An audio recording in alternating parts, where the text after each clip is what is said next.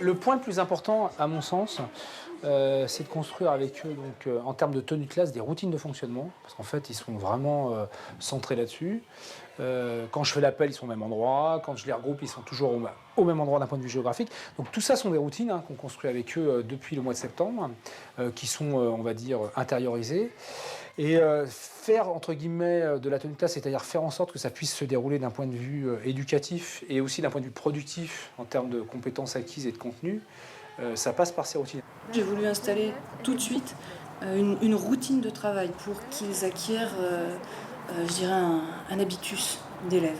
D'abord installer le silence et puis revenir sur les acquis et puis apprendre à nouveau, puis faire le point sur ce qu'on a appris. Et c'est vrai que je me suis rendu compte peu à peu qu'ils s'attachaient à cette routine et qu'ils s'en servaient pour se repérer dans les apprentissages. Il est nécessaire de prendre le temps d'instaurer tous ces rituels et les règles. Effectivement, ça prend du temps, donc on avance moins vite dans le programme, mais on rattrape ce temps perdu au cours de l'année. Parce qu'on peut très vite accélérer quand la classe est bien tenue. Donc c'est un investissement de début d'année. On perd en début pour rattraper au cours de l'année. Je sais, c'est pas ça.